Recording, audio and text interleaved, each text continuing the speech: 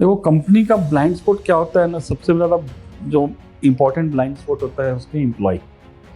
ठीक है, तो एम्प्लॉय को अगर प्रॉपर ट्रेंड नहीं किया हुआ है और उसको उसके इम्प्लीकेशंस नहीं पता है कि हमारी एक गलती से कितना प्रॉब्लम हो सकता है, कितना नुकसान हो सकता है, कंपनी का पैसे के साथ साथ रेपुटेशन का भी लॉस होता है। मेरे घर पे लॉक है तो भी घर में चोरी नहीं होगी, ठीक है, लेकिन लॉक को तोड़ा जा सकता है। ठीक है, तो एंटीवायरस भी हम लगा के ये सोचें कि अभी हमको कुछ नहीं हो सकता है, तो ज़रूरी नहीं है कि एंटीवायरस ही प्रोटेक्ट करेगा। आप पहले तो ये पता कीजिए कि आप जो एंटीवायरस लगा रहे हो वो कितना कैपेबल है, क्योंकि इंटरनेट से आपको कहीं से भी, दुनिया के किसी कोने से भी अटैक हो सकते हैं, मालवेयर्स आ सकते हैं आपके फ़ोन पे। तो अगर आपका एंटीवायरस कैपेबल नहीं हुआ, स्ट्रॉन्ग नहीं डेटाबेस हुआ, तो उसको रोक नहीं पाएगा। और अपडेटेड नहीं हुआ, फर्स्ट ऑफ ऑल अपडेटेड, कि बहुत लोग इंस्टॉल कर देते हैं बट उसको अपडेट नहीं करते, भूल जाते हैं। और सबसे इम्पॉर्टेंट थिंग कि बहुत सारे लोग फ्री वाले एंटीवायरस यूज करते हैं। तो फ्री वाले एंटीवायरस में एक लिमिटेड लेवल तक सिक्योरिटी मिलती है। आपको एकदम एक्सट्रीम लेवल का सिक्योरिटी चाहिए, अच्छी सिक्योरिटी चाहिए, तो आपको पेड सब्सक्रिप्शन में जाना चाहिए, नहीं तो यही एंटीवायरस वायरस बन के काम करेगा अगर आप ध्यान नहीं देंगे। अभी आपके मोबाइल पे आप देखोगे कि 100-150 एप्लीकेशन आपने इंस्टॉल करके रखा हुआ है। रेयरली आपका डे टू डे यूज में 20-30 या 40 होंगे। आप उन एप्लीकेशन को या तो अनइंस्टॉल कर दो, या फिर अगर हैं तो उसको अपडेट भी करते रहो, क्योंकि आप अगर उसको अपडेट नहीं कर रहे हो उन एप्लीकेशंस को, तो धीरे धीरे ना मालवेयर बनना चालू हो जाता है, क्योंकि आउटडेटेड वर्जन करप्ट होने लगते हैं।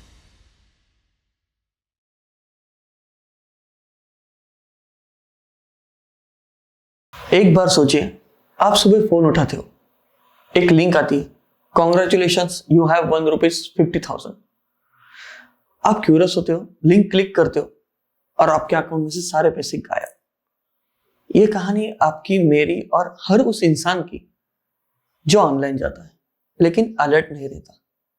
मैं हूं धनेश कुलकर्णी और आप सुन रहे हैं अ बिट डिफरेंट पॉडकास्ट, जहां हम बात कर रहे हैं उस दुनिया की जो दिखती नहीं लेकिन हर वक्त आपके मोबाइल के पीछे छुपी होती है, साइबर की दुनिया। आज मेरे साथ एक ऐसे शख्स है जिन्होंने ना सिर्फ हैकिंग को समझा बल्कि उसे हराने का रास्ता भी बनाया। साइबर वॉल्ट के फाउंडर अनिल राज, एक एथिकल वॉरियर जो हैकर के मेज में घुस के फायरवॉल बनाते हैं। तो चलिए इस पॉडकास्ट में आज खुलते हैं डिजिटल दुनिया के वो राज जो हर एक नॉर्मल आदमी को जानने चाहिए before it's too late. Sir, वैसे हर एक साइबर एक्सपर्ट की कुछ कहानी होती है, वैसे आपकी कुछ कहानी है या फिर आपको ये सीखना ही था? कहानी है, और साइबर सिक्योरिटी में मेरा आना मतलब एक कह सकते हो कि it was not my choice initially.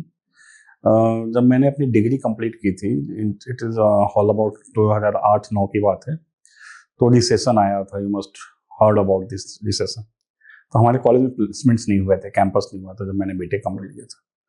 तो काफ़ी स्ट्रगल किया, काफ़ी 6 महीने 1 साल मैंने स्ट्रगल किया, डिफरेंट डिफरेंट टॉपिक्स पे मैंने पढ़ाई की, नेटवर्किंग किया, फिर भी कहीं पे कुछ ब्रेक नहीं मिला था। तभी मेरे एक फ्रेंड ने मुझे सजेस्ट किया कि there is a job in IT security. तो मुझे लगा कि आईटी सिक्योरिटी कुछ सिक्योरिटी गार्ड का टाइप का कुछ नौकरी है क्या, मुझे तो आइडिया नहीं था बिल्कुल, it was a new domain that time. बोला नहीं नहीं, कुछ तो आईटी सिक्योरिटी से रिलेटेड है, so you can go and give the interviews. There is one interview is going on in Delhi. तो मैं वहाँ पर इंटरव्यू देने के लिए गया और मुझसे वो बेसिक नेटवर्किंग के ही क्वेश्चंस किया, और फॉर्चुनेटली मेरा वहाँ पर सिलेक्शन हो गया। But I was not aware कि ये साइबर सिक्योरिटी और कुछ तो हैकिंग से रिलेटेड है चीज़ें जो हमें करनी है। और हैकिंग मीन्स हम लोगों ने हैकिंग को हमेशा गलत तरीके से ही समझा है कि हैकिंग यानी कुछ चोरी। तो मैं सोचा कि हैकिंग मैं कैसे करूँगा, मैं ये गलत काम कैसे कर सकता हूँ। बट मुझे बाद में रियलाइज हुआ ड्यूरिंग द ट्रेनिंग कि there is some ethical hacking kind of profile, जो कि एक सिक्योरिटी प्रोवाइड करता है कंपनीज को। एज एथिकल हैकर आप कंपनी को सिक्योर करने का काम करते हो। तो फिर धीरे धीरे मेरा इंटरेस्ट वहाँ पे आने लगा, और धीरे धीरे मैंने उसको और ग्रूम किया, और मैंने कुछ अलग ही डायरेक्शन में पढ़ाई हमारी स्टार्ट की जो कि रिलेटेड टू हैकिंग। और फिर अभी 15 साल हो गए मुझे ये करते हुए। तो सर, आपने आपकी कंपनी का नाम साइबर वॉल्ट क्यों लिखा? मतलब डाटा वॉल्ट में ही रखना चाहिए, ऐसा कुछ है या क्या? हाँ, या डेफिनेटली डाटा आज एक वैल्यूएबल एसेट है। आज के डेट में हम जो भी काम कर रहे हैं वो एक इंफॉर्मेशन के ऊपर काम कर रहे हैं, और इंफॉर्मेशन को हमको सिक्योर करना उतनी ही प्रायोरिटी है। एक बार आपका डेटा लीक हो गया, आपका इंफॉर्मेशन लीक हो गया, तो there are so many misuse can be done. ठीक है, तो साइबर वॉल्ट रखने के पीछे कहानी ये है कि मैं कंपनी जब मैंने स्टार्ट किया था तो मैं एक ऐसा नाम ढूंढ रहा था जो रिलेट करे मेरे काम से, जो मैं काम करने वाला, मैं साइबर सिक्योरिटी या फिर एथिकल हैकिंग में काम कर रहा हूँ, तो वो मेरा काम को रिफ्लेक्ट करे मेरी कंपनी का नाम।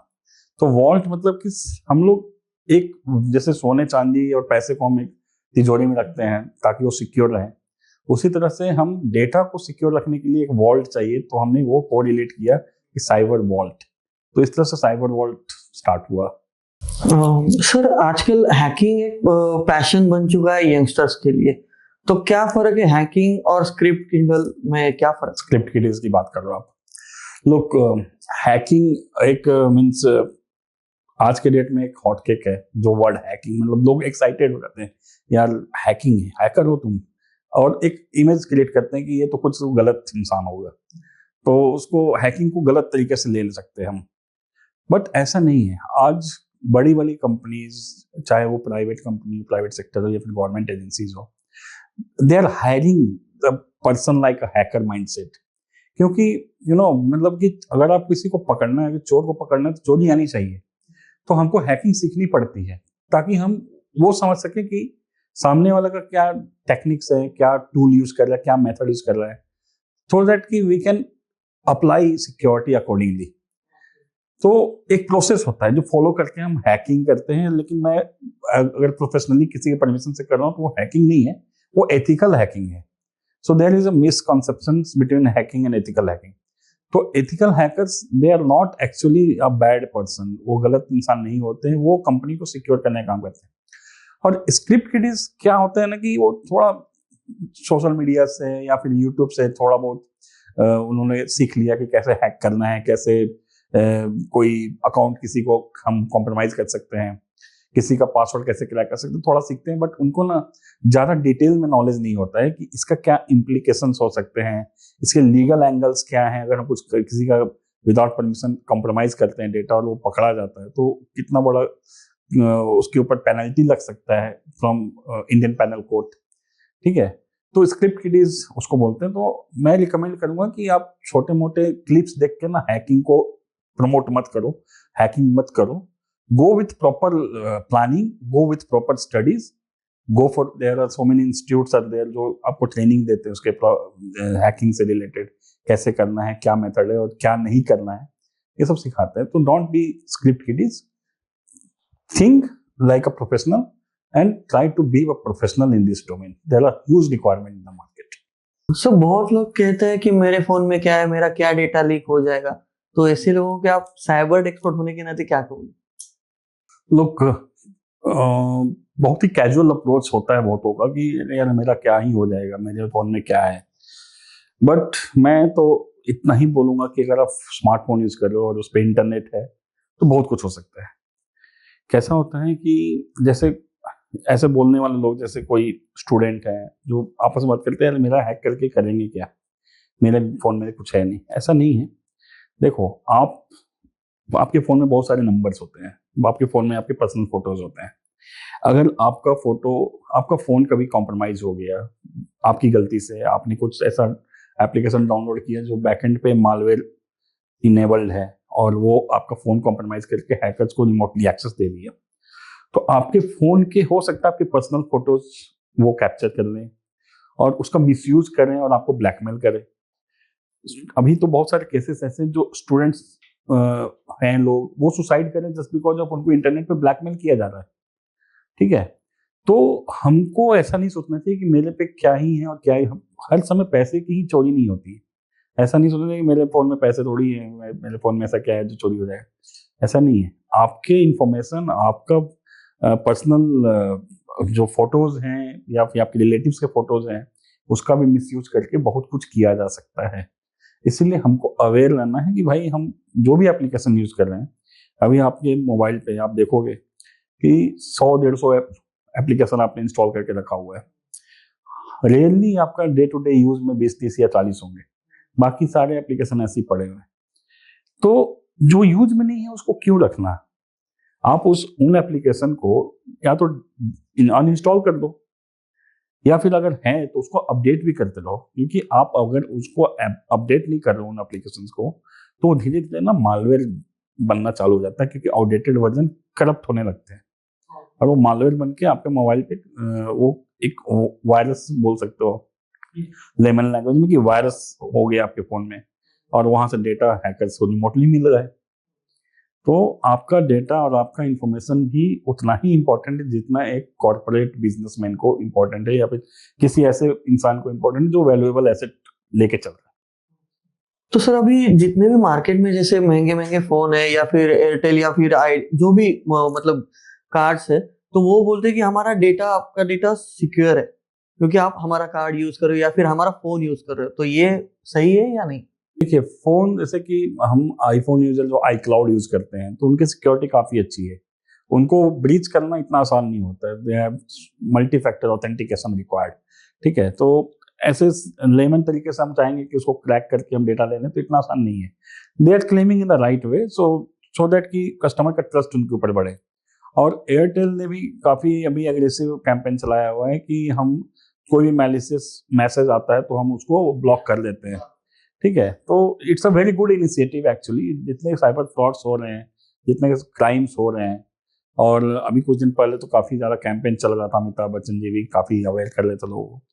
तो रीजन यही है कि क्राइम किस लेवल तक पहुंच गया है, और मोबाइल यूजर हर तरीके का है, वो टेक्निकल भी है, नॉन टेक्निकल भी है, गांव के भी लोग हैं, शहर के भी लोग हैं, पढ़े लिखे लोग भी हैं, अनपढ़ लोग भी हैं, सब तरह के लोग यूज कर रहे हैं। तो उसको ध्यान में रखते हुए एयरटेल ने ये फीचर्स अपना स्टार्ट किया था, और एप्पल हो चाहे एंड्रॉयड हो, वो सिक्योरिटी पे बहुत ज़्यादा काम कर रहे हैं, ताकि ऐसा ना हो कि भाई अगर मैं एंड्रॉयड यूज़ कर रहा हूँ तो मेरा डेटा चोरी हो सकता है, तो मुझे एप्पल पे शिफ्ट होना चाहिए।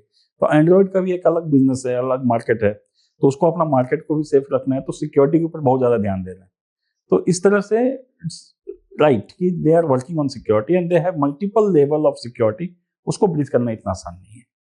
ओके, तो पर ये होता है कि हम लोग एंटीवायरस इंस्टॉल कर देते हैं, फिर ठीक है अब ये कर दिया है तो उसके बाद कुछ नहीं है, ऐसा भी सोचने वाले बहुत लोग हैं कि हमने ये प्रोटेक्शन ले लिया है, अभी वो उसका काम करेगा, मुझे ध्यान देने की जरूरत नहीं है। तो उसमें क्या हो सकता है?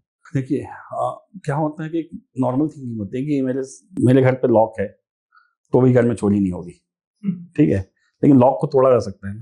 ठीक है, तो एंटीवायरस भी हम लगा के ये सोचें कि अभी हमको कुछ नहीं हो सकता है, तो जरूरी नहीं है कि एंटीवायरस ही प्रोटेक्ट करेगा। आप पहले तो ये पता कीजिए कि आप जो एंटीवायरस लगा रहे हो वो कितना कैपेबल है, उसके डेटाबेस कितना स्ट्रांग है, कितना ग्लोबल रिकमेंडेड है, क्योंकि इंटरनेट से आपको कहीं से भी, दुनिया के किसी कोने से भी अटैक हो सकते हैं, मालवेयर्स आ सकते हैं आपके फोन पे। तो अगर आपका एंटीवायरस कैपेबल नहीं हुआ, स्ट्रांग नहीं डेटाबेस हुआ, तो उसको रोक नहीं पाएगा।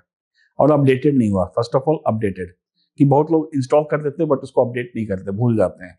तो हमको अपने एंटीवायरस को ऑटोमेटिकली अपडेट ऑन रखना चाहिए, ताकि कभी भी कुछ नया कुछ आता है तो उसके अकॉर्डिंग वो अपना डेटाबेस को अपडेट कर ले।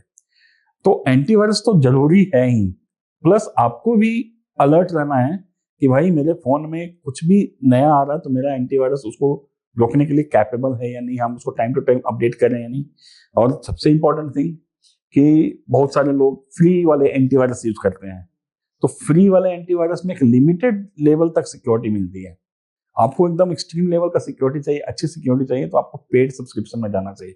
मैं यहाँ पे किसी एंटीवायरस को प्रमोट नहीं कर रहा हूँ, कोई प्रोडक्ट का नाम नहीं ले रहा हूँ, लेकिन हाँ, रिकमेंडेशन ये है कि go with the paid subscription, you will get more services as compare to freeware. और ऑथेंटिक वेबसाइट से ही लीजिए, आप किसी भी फ्रीवेयर वेबसाइट से इंस्टॉल मत कीजिए, किसी भी प्ले स्टोर से इंस्टॉल मत कीजिए, किसी भी एप्पल स्टोर से इंस्टॉल मत कीजिए। आप उसका ऑथेंटिक देखिए, उसका रिव्यूज देखिए, उसका देखिए कितने लोगों ने उसको यूज किया हुआ है, पूरा समझ के ही लीजिए, नहीं तो यही एंटीवायरस वायरस बन के काम करेगा अगर आप ध्यान नहीं देंगे तो। सर ये एंटीवायरस सिर्फ डेस्कटॉप या फिर लैपटॉप में ही होता है या फिर मोबाइल में ही यूज करना चाहिए? डेफिनेटली जहाँ पे इंटरनेट है वहाँ पे एंटीवायरस यूज करना चाहिए। अगर आप मोबाइल पे इंटरनेट यूज कर रहे हो तो मोबाइल पे भी एंटीवायरस यूज करना चाहिए। करना ही चाहिए, मतलब कि इट इज़ हाईली रिकमेंडेड, क्योंकि आप मोबाइल पे आपके बहुत सारे डेटा हैं और आपके मोबाइल पे बहुत सारे एप्लीकेशंस हैं। कोई सा भी एप्लीकेशन करप्ट हो रहा है या फिर कोई एप्लीकेशन आपने अनऑथेंटिकेटेड सोर्स से डाउनलोड किया हुआ है, तो वो वायरस क्रिएट करेगा और आपकी इंफॉर्मेशन पास ऑन करेगा। जिस हैकर ने प्रोग्राम किया हुआ है उस एंटीवायरस को या उस एप्लीकेशन को, वो उसको पास ऑन करेगा। तो आपका एंटीवायरस इंश्योर करता है कि कोई भी मैलिशियस एक्टिविटी अगर आपके फोन पे हो रही है तो उसको ब्लॉक करेगा, क्वारंटाइन करेगा या फिर रिमूव करेगा। ठीक है, तो एंटीवायरस इज इक्वली इंपॉर्टेंट और ऐसा कोई भी बाइफरकेशन नहीं होना चाहिए कि मेरे लैपटॉप पे ही डेटा सेफ है, मेरे लैपटॉप पे ही इनको एंटीवायरस आ रही है और मेरे मोबाइल पे नहीं चाहिए। आपका मोबाइल भी, आप बहुत कुछ कैरी कर रहे हो अपने मोबाइल पे। आप कभी गौर से देखना, आप आज पेटीएम यूज कर रहे हो, गूगल पे यूज कर रहे हो, आप अपना net bank mobile banking use कर रहे हो, आपके सोशल मीडिया अकाउंट यूज कर रहे हो, सारा मोबाइल ऐप पे है। तो एंटीवायरस तो चाहिए ही चाहिए। सर एक कॉमन मिस्टेक जो लोग करते हैं जब वो ऑनलाइन होते हैं, वो क्या होती है? कॉमन मिस्टेक देखो, बहुत तरीके से हम देखते हैं कि लोग ध्यान नहीं देते हैं। हम जब भी कभी ऑनलाइन एक्टिविटीज कर रहे हैं या किसी वेबसाइट के साथ हमारा कुछ काम कर रहे हैं, और एक इंफॉर्मेशन देखना एक अलग चीज है, लेकिन कभी कुछ वेबसाइट पे जब, जैसे हम फॉर एग्जांपल हमने ऑनलाइन टिकट बुकिंग किया, एक एयर टिकट हम बुक कर रहे हैं, तो वहां पे टिकट जब बुक करते समय हम अपना क्रेडिट कार्ड, डेबिट कार्ड का इंफॉर्मेशन डालते हैं, अपना नाम डालते हैं, फोन नंबर, ईमेल डालते हैं। तो हमको तो सबसे पहले ये देखना चाहिए कि हम मतलब कि ऑथराइज्ड वेबसाइट्स के थ्रू हम ये प्रोसेस कर रहे हैं या नहीं कर रहे हैं, जो रिकमेंडेड है। और दूसरा है कि एक प्रोटोकॉल होता है, सिक्योरिटी प्रोटोकॉल। जैसे कि हम जब वेबसाइट एंटर करते हैं तो HTTP और www.something.com ऐसे URL पे आता है। URL मतलब एड्रेस बार।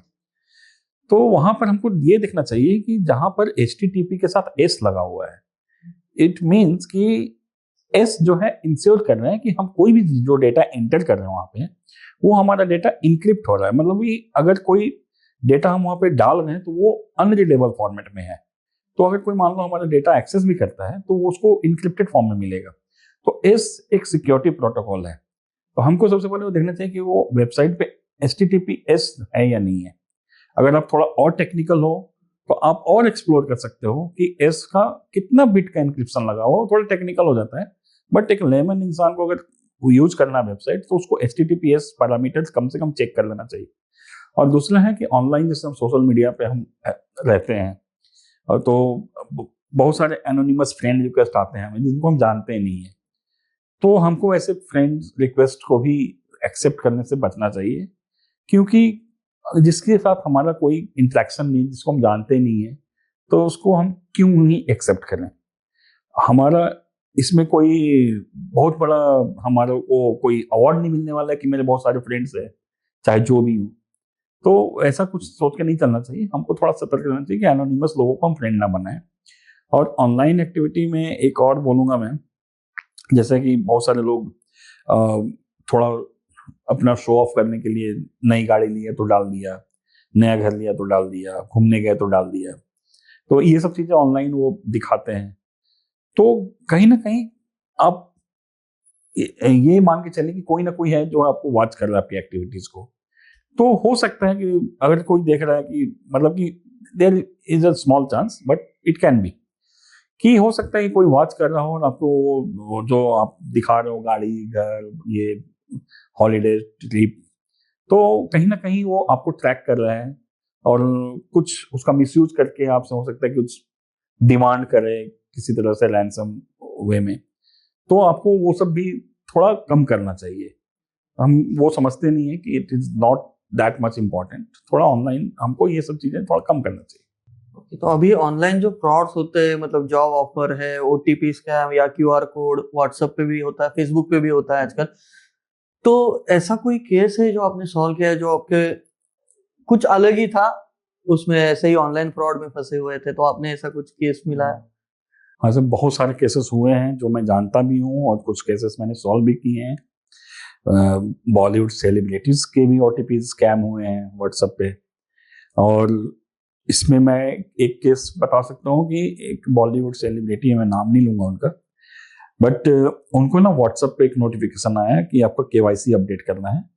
तो केवाईसी अपडेट करने के लिए आपको एक क्यूआर कोड दिया जा रहा है, आप इस क्यूआर कोड पे आप स्कैन करके अपडेट कर दो।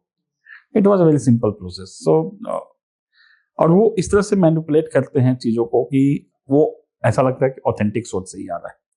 तो लोग कैजुअली उसको स्कैन करते हैं। जब स्कैन करते तो पता चलता है कि उनका कॉम्प्रोमाइज हो गया फ़ोन, या फिर वो कोड ऐसा प्रोग्राम किया हुआ है कि आपके यहाँ से कुछ पैसा भी वो निकाल सकते हैं। तो ये स्कैम बहुत हुए हैं। ओटीपी स्कैम बोल लो आप, या फिर व्हाट्सएप स्कैम बोल लो। तो इस तरह से बहुत सारे स्कैम हुए हैं और हमने उसको टाइम रहते, मतलब कि कहीं कहीं हमने ट्रैक किया है। एक मतलब कि अगर वो पैसे अगर सपोज की ट्रांसफर मल्टीपल अकाउंट पे ट्रांसफर नहीं हुए हैं, किसी एक दो अकाउंट पे हुए हैं, तो उसको हमने रिकवर करवा के भी दिया हुआ है। ठीक है, तो पॉसिबल है with in a time frame. और आपको कभी लगता है कि आपके साथ इस तरह का फ्रॉड हुआ है, तो इंडियन गवर्नमेंट की वेबसाइट है cybercrime.gov.in, आप वहां पे जाकर अपना ये केस रजिस्टर कर लो। Within 2-3 days you can get resolve. ठीक है, या फिर आपको लगता है कि कुछ हमारे साथ फ्रॉड हुआ है, आपको अगर उसका पता लग गया है, तो इमीडिएट आप 1930 पे कॉल करके आप बता सकते हो, ये केस रजिस्टर कर सकते हो। सर आजकल डीप वेब और डार्क वेब में एक्टिविटी, इनलीगल एक्टिविटीज बढ़ रही है, ऐसा सुन रहे हैं। तो इस ऐसा कोई केस आपने देखा है, आपने किया है सॉल्व उसमें? लोग डीप वेब और डार्क वेब पे इलीगल एक्टिविटीज ही होती है। मतलब लीगल तो आप बोल ही नहीं सकते हो कि उसमें लीगल कुछ एक्टिविटीज होती है। तो केसेस तो बहुत सारे हुए हैं, मतलब कि हमारे पास भी कुछ आए हैं। बट मैं अगर कुछ बात करूं तो अभी 2021 में लिंक्डइन का एक डेटा लीक हुआ था। अराउंड 700 मिलियन कस्टमर, मतलब लिंक्डइन यूजर्स के डेटा डार्क वेब पे मिले थे, जिसमें प्रोफेशनल्स का email ID, phone number, contact name and उसका प्रोफाइल, ये सारा डार्क वेब पे मिला था। तो 700 मिलियन बोले तो 90% लिंक्डइन यूजर्स के डेटा वहां पे दिख रहे थे डार्क वेब पे। तो लिंक्डइन एक काफी, मतलब it's a professional networking site, तो वो भी काफी सिक्योरिटी पैरामीटर फॉलो करता है। बट कहीं ना कहीं कुछ लीकेज, कुछ ना कुछ उनकी ये कमी होती है, सिक्योरिटी वीकनेसेस होते हैं, जिसकी वजह से ये डेटा लीक हुए हैं डार्क वेब पे। ठीक है, उसी तरह से डार्क वेब पे मैं एक एग्जांपल और देना चाहूंगा कि 2019 में फेसबुक का एपीआई कॉन्फ़िगरेशन एरर था। वहां से भी डेटा बहुत सारे लीक हुए थे। वो भी अराउंड मतलब ह्यूज मैसिव डेटा लॉस, मतलब लीक हुए थे, जो डार्क वेब पे लिखे गए थे। तो मैं ये फेसबुक और लिंक्डइन का एग्जांपल क्यों दे रहा हूँ, क्योंकि दीज आर द जायंट्स, मतलब जायंट कंपनी। और अगर आपको जायंट कंपनी से डेटा लीक हो रहा है, तो आप मान के चलो कि जो सिक्योरिटी को इतना ज्यादा ध्यान में नहीं रख के वेबसाइट डिजाइन कर रहे हैं और लोगों का डेटा रख रहे हैं, तो सोचो कितना बड़ा नुकसान हो जाता है। फॉर एग्जाम्पल, जैसे हमारे यहाँ पे बैंक्स हैं, बैंकिंग सेक्टर है, एनबीएफसी है, स्मॉल सेक्टर बैंक है, नेशनल बैंक है, कोऑपरेटिव बैंक्स हैं। अभी आरबीआई तो बोलता है कि भाई सिक्योरिटी एकदम टाइट होनी चाहिए, कहीं से भी कुछ लूपहोल नहीं होना चाहिए। लेकिन अगर हम नेशनलाइज बैंक को थोड़ा छोड़ दें, क्योंकि उनके पैरामीटर काफी स्ट्रांग है, तो बहुत सारे कोऑपरेटिव बैंक्स ऐसे भी हैं जिनके डेटा सिक्योरिटी के ऊपर ज्यादा काम नहीं करते वो। और ना डार्क वेब पे एक केस ऐसा भी हुआ था कि कुछ बैंक के डेटा, जैसे डेबिट कार्ड का इंफॉर्मेशन, क्रेडिट कार्ड की इंफॉर्मेशन डार्क वेब पे मिले थे, जिसमें कस्टमर का क्रेडिट कार्ड नंबर, उसका सीवीवी, उसका डेट ऑफ बर्थ, सब कुछ वहां पे मिला था। तो उसमें भी काफी बड़ा नुकसान होता है, इंफॉर्मेशन का मिसयूज होता है, और ना ये इंफॉर्मेशन बेचे जाते हैं ब्लैक मार्केट में। ठीक है, इससे कमाई भी करते हैं हैकर्स। तो मैंने जैसे पहले बताया कि आपका इंफॉर्मेशन ही अब आपका एसेट है। आपको आपकी इंफॉर्मेशन को सिक्योर करना is very important, very important. Sir recently अभी एआई जनरेटेड फिशिंग मेल्स और डीप फेक वीडियोस ने काफी कंपनीज को नुकसान पहुंचा है, तो इससे कैसे बच सकते हैं? It's true. अभी एआई हर जगह पे यूज हो रहा है। तो पहले ये फिशिंग मेल फिशिंग करते थे स्कैमर्स, अब ये एआई जनरेटेड फिशिंग मेल करने लगे। तो एआई जनरेटेड मतलब ऑटोमेटेड, एआई मतलब कि इसमें ह्यूमन इंटरवेंशन नहीं है, ये ऑटोमेटेड प्रोग्राम किया हुआ है और वो डिफरेंट डिफरेंट पैरामीटर को फॉलो करके वो ट्रैप करने की कोशिश करते हैं। तो नुकसान पहुंचा है, लेकिन इससे भी बचने के अभी काफ़ी कंपनियों ने अभी इम्प्लीमेंटेशन चालू कर दी है। जैसे एक तो अवेयरनेस है कि भाई किसी तरह का ऐसा अननोन ईमेल आ रहा है, वो अननोन लिंक्स है ईमेल पे, तो don't click on that link if it is coming from unknown anonymous source, ठीक है। और उसके अलावा बहुत सारे ईमेल सर्विस प्रोवाइडर्स हैं, जैसे गूगल का वर्क स्पेस है और माइक्रोसॉफ्ट 365 है, जो कि इस तरह के फेसिंग मेल्स को ब्लॉक करती है और वो खुद आइडेंटिफाई करके उसको क्वारंटीन करने का काम करती है, या फिर वो अब नोटिफाई करती है कि this can be a phishing mail, ठीक है। और कंपनी भी अपने यहाँ पे एआई इनेबल्ड फिल्टर्स लगा रहे हैं अपने फायरवॉल्स पे और अपने जो सिक्योरिटी उनके डिवाइसेस हैं वहाँ पे, कि किसी तरह का मेल्स अगर आ रहा है उस तरह का जो कि that mail is not coming from the trusted source, then block. तो बहुत जगह पे इम्प्लीमेंटेशन हो रहा है, लेकिन अगर कहीं पे सपोज मिड साइज कोई कंपनी है जिसको इसका अवेयरनेस नहीं है, या फिर वो उनको जरूरत नहीं महसूस होती कि हमारा क्या ही जाएगा, हम छोटी कंपनी है, तो वो शायद कॉम्प्रोमाइज हो रहे हैं। वैसी कंपनियां, बड़ी कंपनियां तो हर समय सिक्योरिटी के ऊपर ध्यान में रखती है कि हमें every time we have to update our security postures. तो छोटी कंपनी भी हो या फिर मिड साइज कंपनी भी हो, उनको भी ये एटलीस्ट अवेयरनेस अपने एम्प्लॉय को फिशिंग ईमेल्स या फिर cyber security awareness training time to time दिलाना चाहिए, ताकि इन सब अटैक से बच सके। सर, आप बिलीव करते हो कि मल्टी क्लाउड आर्किटेक्चर सिक्योर रहता है या फिर ज्यादा कॉम्प्लेक्सिटी पैदा करता है? क्या होता है? और देखो, हर एक सिक्के के दो पहलू होते हैं, दोनों चीजें हो सकती है। मल्टी क्लाउड आर्किटेक्चर अगर कहीं पे इम्प्लीमेंटेड है तो मे बी एक कंपनी है जो अपनी कुछ डेटा वो AWS पे रख रही है, कुछ गूगल क्लाउड प्लेटफॉर्म पे GCP पे रख रही है, या कोई माइक्रोसॉफ्ट एज़्योर पे रख रही है। तो इसका एडवांटेज ये है कि सपोज कि AWS क्लाउड का कुछ प्रॉब्लम हो गया, कुछ आउटेजेस आ गए, तो they can retrieve the data from other cloud environment, ठीक है। तो दूसरा तो स्टैंड बाई में है ही, तो वहां से उनको मिल जाता है। तो ये एक एडवांटेज है, प्लस सिक्योर भी होते हैं, जैसे कि AWS है, GCP है और माइक्रोसॉफ्ट एज़्योर है, तो ये सब डेटा को सिक्योर भी करता है। तो हम एक तरह से कह सकते हैं कि ठीक है, हमारा अगर क्लाउड पे डेटा है और हम मल्टी क्लाउड आर्किटेक्चर फॉलो करते हैं, देन इट्स गुड। बट उसके साथ साथ एक प्रॉब्लम ये भी आता है कि उनको मेंटेन करना। अभी डिफरेंट डिफरेंट अकाउंट है, डिफरेंट डिफरेंट उसके बिलिंग होते होंगे, उसके different different user name password, उसके IAM जो होते हैं, आइडेंटिटी एंड एक्सेस, तो different different user name password को मेंटेन करना, plus different different skill set के लोग चाहिए। जैसे कि किसी को AWS का पता है, उसको GCP हैंडल करने नहीं आता है, गूगल के पैरामीटर्स हैंडल करने नहीं आता है, तो हमको स्किल सेट भी उसी हिसाब से डिप्लॉय करना पड़ेगा, तो कॉस्ट भी बढ़ता है, बिलिंग बढ़ता है। 3 आर्किटेक्चर यूज कर रहे हैं तो तीनों का बिलिंग अलग अलग है। तो दोनों चीजें हैं, एडवांटेज एंड डिसएडवांटेज दोनों है। कॉम्प्लेक्सिटीज तो बोल सकते हो कि नहीं, कॉम्प्लेक्सिटी नहीं है, बट हाँ थोड़ा आपका एक बर्डन बढ़ जाता है कि आप 3 जगह पे अपने डेटा को रख रहे हो, तो तीनों को मेंटेन भी करना है कि टाइम पे, ठीक है। तो वो एक प्रॉब्लम है। बाकी तो ठीक है, सिक्योरिटी पॉइंट ऑफ व्यू से अगर मान लो कि माइक्रोसॉफ्ट का आउटेज आ गया तो दूसरी जगह से हम डेटा ले सकते हैं, तो एडवांटेज उसका ही है।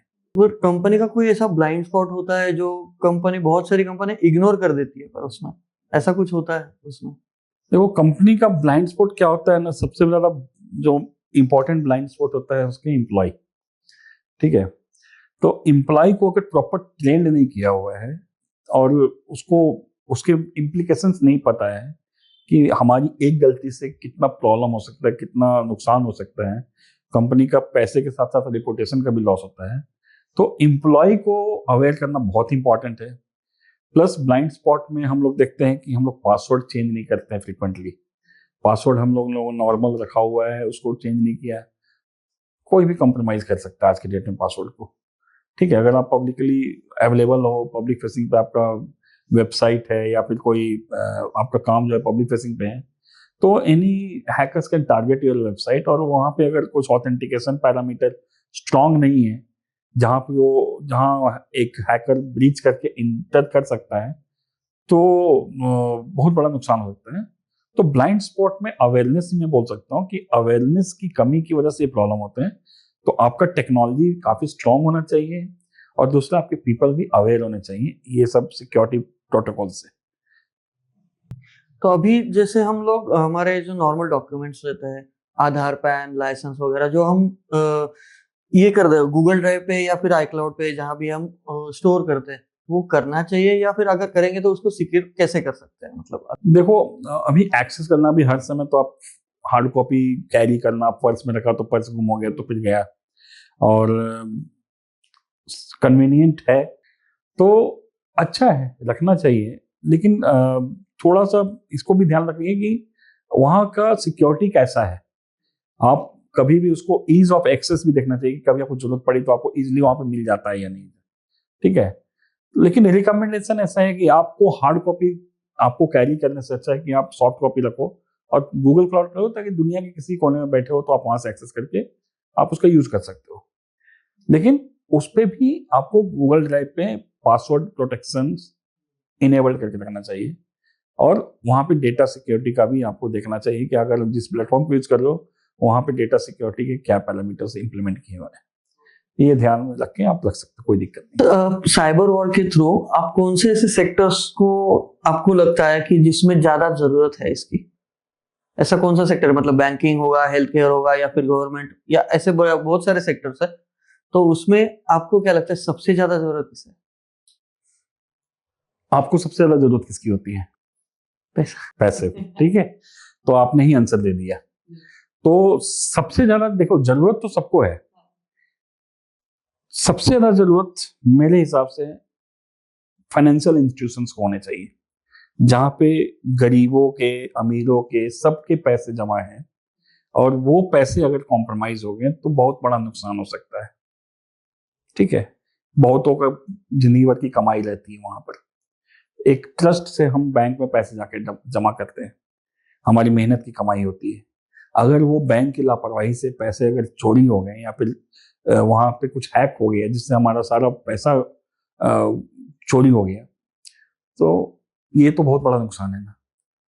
तो सबसे ज्यादा इम्पैक्ट जो है फाइनेंशियल इंस्टीट्यूशंस को होता है अगर कुछ भी एक्टिविटीज होती है इलीगल, ठीक है। तो मेरे हिसाब से फाइनेंशियल इंस्टीट्यूशन फर्स्ट। दूसरा है हेल्थ इंडस्ट्री। हेल्थ इंडस्ट्री में क्या होता है कि हम भी अब आईटी इनेबल्ड हमारा हेल्थ इंडस्ट्री होता जा रहा है, और हम अपना पेशेंट का डेटा, उसकी डिजीज के जिन जानकारी और बहुत सारी इंफॉर्मेशन हम सर्वर पे स्टोर कर रहे हैं। तो वो डेटा भी लीक होना एक बहुत बड़ा एक कियोस्क क्रिएट करता है कि अगर हमको किसी की बीमारी का पता चल रहा है और उसका क्या मिसयूज किया जा सकता है हैकर पॉइंट ऑफ व्यू से, तो वो भी एक बहुत बड़ा प्रॉब्लम है। तो हर एक सेक्टर इज अफेक्टेड अगर कुछ साइबर अटैक होता है तो सबसे पहले मैं बोलूंगा कि जहाँ पे जैसे आपने बताया कि पैसा इज इंपॉर्टेंट, तो पैसा जहाँ पे स्टोर करते हैं वो सेक्टर को तो सिक्योर होना ही चाहिए, हेल्थ को भी होना चाहिए। और गवर्नमेंट तो अभी बहुत सारी पॉलिसीज इंप्लीमेंट कर रखी है, बहुत सारे गाइडलाइंस है। उन लोगों ने आरबीआई को, सेबी को जो स्टॉक एक्सचेंज में काम करते हैं, फिर आईआरडीए जो इंश्योरेंस सेक्टर में काम करते हैं, इन सबको ये रेगुलेटरी दी हुई है गवर्नमेंट ने कि भाई आपको ये फॉलो करना है cyber security policies, that is the mandatory requirement. And उनका कहना है कि उनके गाइडलाइंस है, जैसे कि सर्ट इन का गाइडलाइंस है, computer emergency response team which is driven by government of India. तो उनका रिकमेंडेशन को फॉलो करना, एक सर्टिफाइड ऑडिटर से ऑडिट कराना, एक लाइसेंस पेन टेस्टर से पेन टेस्टिंग कराना, टाइम टू टाइम उसको अपडेट करना, साल में एक बार तो ऑडिट कराना ही चाहिए। तो ये गाइडलाइंस गवर्नमेंट ने ऑलरेडी इंप्लीमेंट किए हुए हैं सेक्टर्स को, क्योंकि हर एक सेक्टर का डेटा, हर एक सेक्टर की जो इंफॉर्मेशन है बहुत इंपॉर्टेंट है। हमारा एक रेपुटेशन भी है।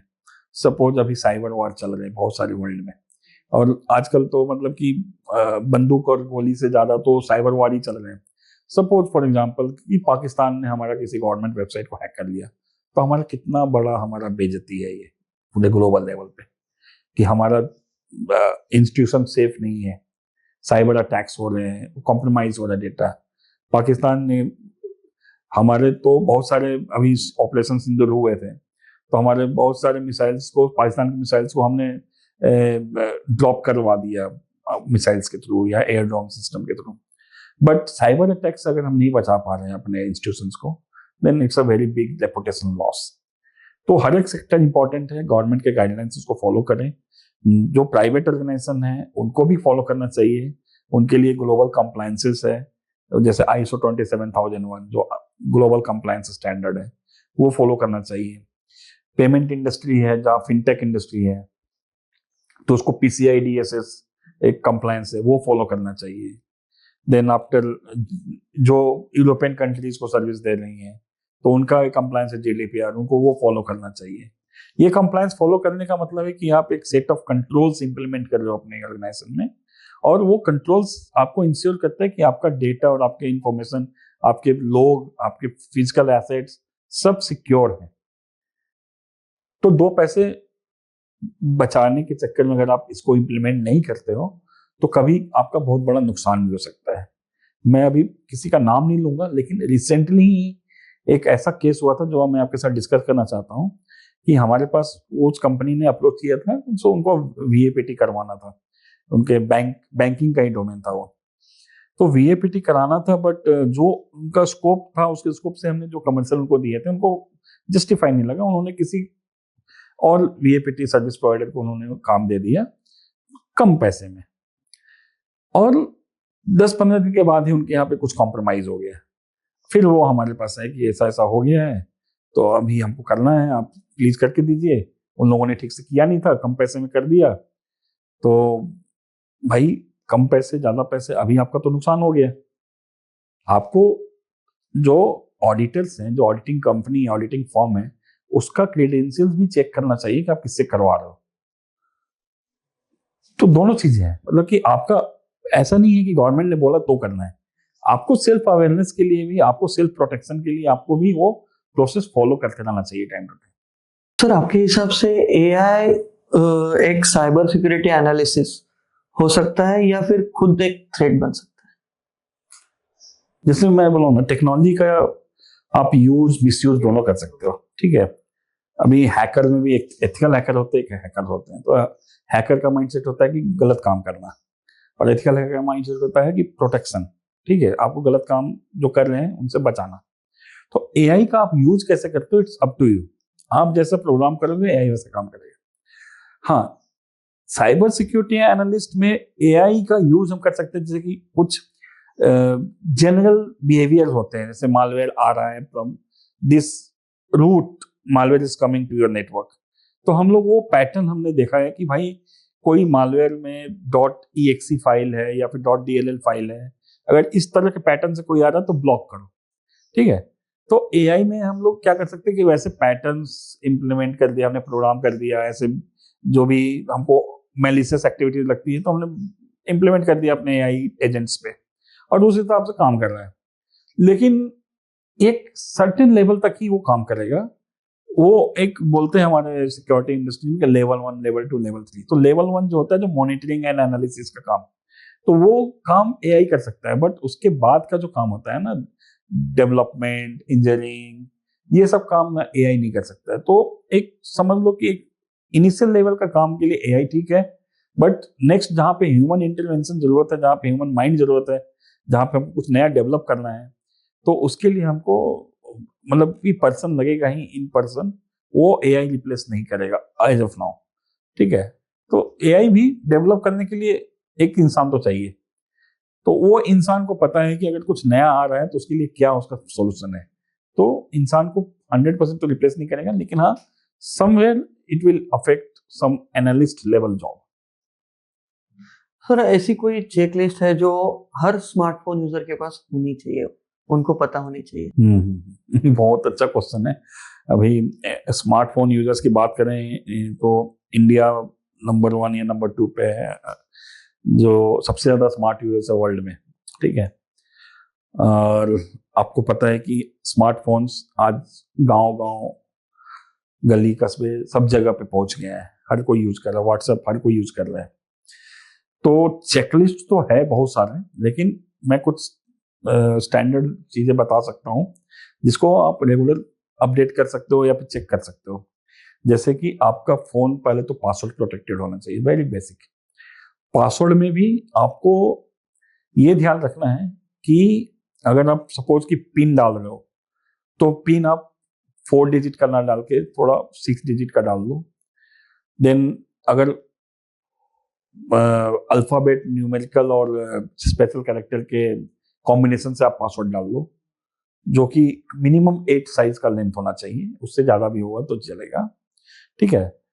आपका फिंगरप्रिंट इनेबल्ड होना चाहिए फोन पर, ताकि कोई दूसरा इसको ना एक्सेस कर सके। ठीक है।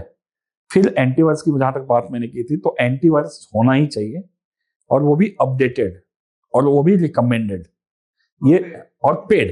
That is also important. Paid paid इसलिए बोल रहा हूँ ना कि बहुत ज्यादा कॉस्ट नहीं होता है, 600-700 रहता है। बट अगर सपोज कि कभी ऐसा कुछ प्रॉब्लम हो गया जो आपको लगेगा कि यार मैंने 700-800 रुपये डाल दिए रहते तो शायद ये प्रॉब्लम नहीं होता, ये उससे ज्यादा बड़ा प्रॉब्लम है, तो वो रिग्रेट ना हो उसके लिए पेड किया तो ज्यादा अच्छा रहेगा। नेक्स्ट है कि पासवर्ड आप कभी भी सॉरी आपका फोन आप कभी भी मतलब कि ऐसे किसी को मत दो हाथ में, क्योंकि सपोज कि आपने अपने फ्रेंड को कैजुअली दे दिया कि वो यूज कर ला दे, थोड़ा देखता हूं मैं, तो उस आपको पता नहीं कि हो सकता है कि फोन के अंदर उसने कुछ इंस्टॉल कर दिया और उसका रिमोट एक्सेस वो ले रहा है, आपको पता भी नहीं कि बैकएंड पे क्या हो रहा है। तो वो ध्यान रखना है कि आपके फोन को आप केयरलेसली यूज मत करो। किसी को देते समय भी ध्यान रखो कि आप किसको दे रहे हो, पहले तो दो ही मत, जब तक से बहुत जरूरत ना हो। ठीक है। ये फॉलो कर सकते हैं।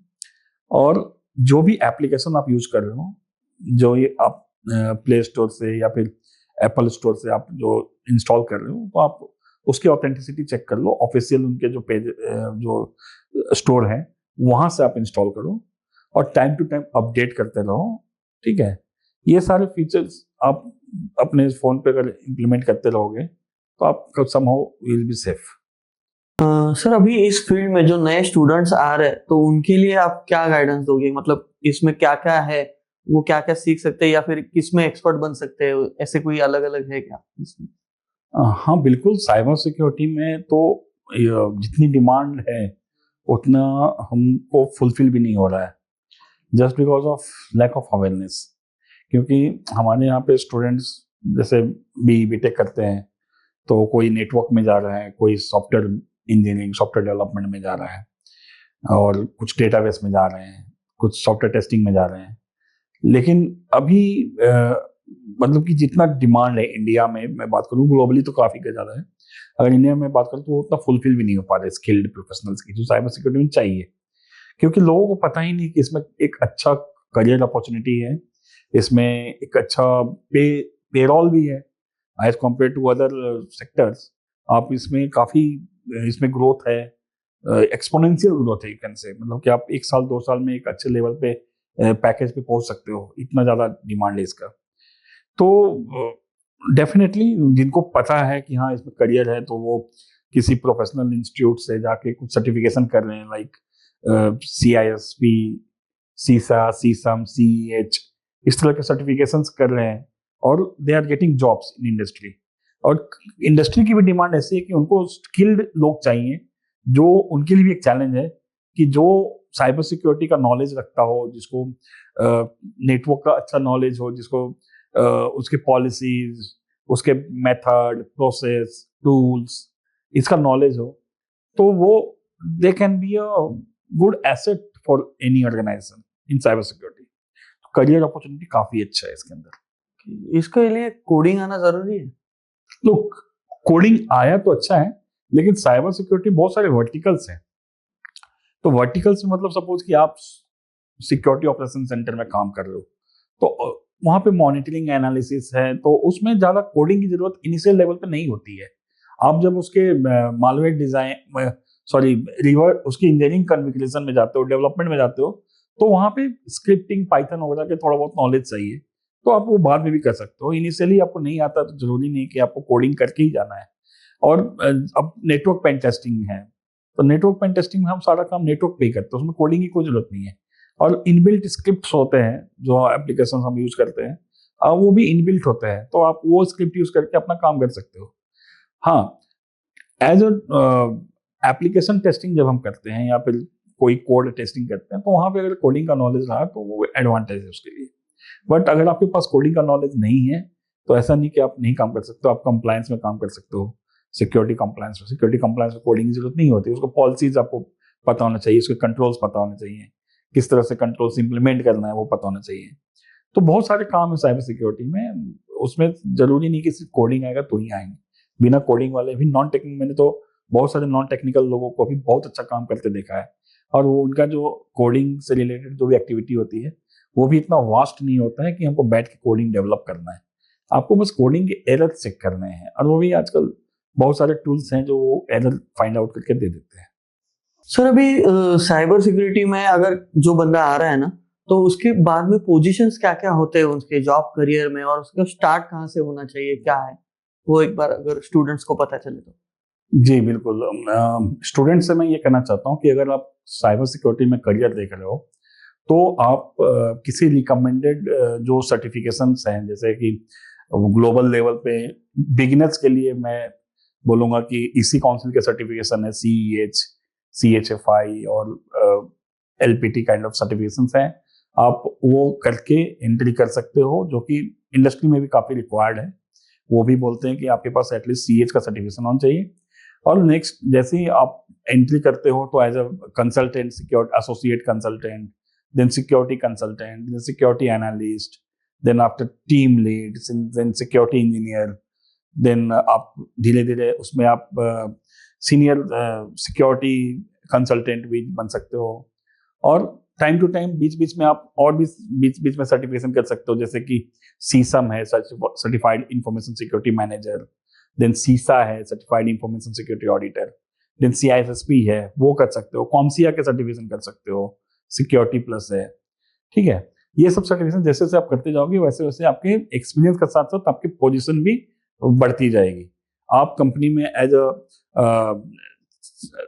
चीफ इंफॉर्मेशन सिक्योरिटी मैनेजर के साथ साथ CISO भी बन सकते हो, chief information security officer, then CIO भी बन सकते हो, चीफ इंफॉर्मेशन ऑफिसर, और वहां पे सिक्योरिटी आर्किटेक्ट भी बन सकते हो, सिक्योरिटी सीनियर सिक्योरिटी एनालिस्ट भी बन सकते हो, VAPT कंसल्टेंट बन सकते हो, कंप्लायंस ऑफिसर बन सकते हो, कंप्लायंस ऑडिटर बन सकते हो।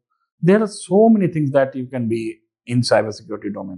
तो और ये ना एक हाई पेइंग जॉब भी है, आप कंपेयर करोगे तो दूसरे डोमेन में जो जॉब कर रहे हैं उसके एक सर्टेन एक्सपीरियंस के बाद, और आपके एक्सपीरियंस सपोज कम भी है, तो आपको ना सैलरीज भी आप बहुत अच्छा आपको मिलेगा। आप ये गूगल पे आप सर्च करके आप देख सकते हो कि क्या पे पैकेज होता है इनका, तो बहुत अच्छी अपॉर्चुनिटी है, आप सोच सकते हो इसके ऊपर। सो थैंक यू सर, आप हमारे शो में आए इसीलिए, क्योंकि बहुत सारा नॉलेज अभी मिला है, मतलब मुझे तो मिला ही है, पर अभी लोगों को भी मिलेगा जो नॉर्मल जो कुछ हम नहीं सोचते हैं, कुछ पता भी नहीं होता है कि हमारे साथ ऐसा भी होता है, वो भी हमें पता चला। क्योंकि बहुत सारे क्वेश्चंस अभी दिमाग में आ रहे हैं, वो सारे चेक करना पड़ेगा जो भी सही बात है, ये बहुत बड़ा टॉपिक है साइबर सिक्योरिटी का, और कंप्यूटर लिटरेसी हमारे यहाँ पे अभी भी बहुत कम है। हम लोग यूजर्स तो हैं, इंटरनेट यूजर्स हैं, मोबाइल यूजर्स हैं, बट लिटरेट अभी वैसा नहीं हुए हैं जैसा होना चाहिए। हमको लिटरेट होना पड़ेगा, वो भी अलर्ट मोड में।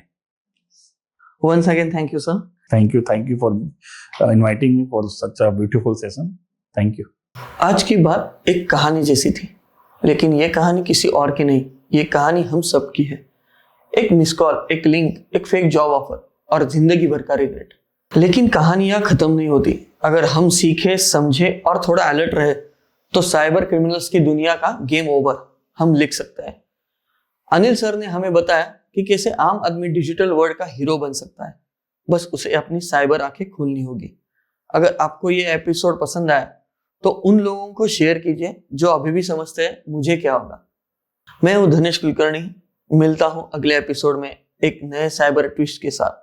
तब तक के लिए be aware the unknown link, trust the known logic and remember, आप भी डिफरेंट हो। धन्यवाद।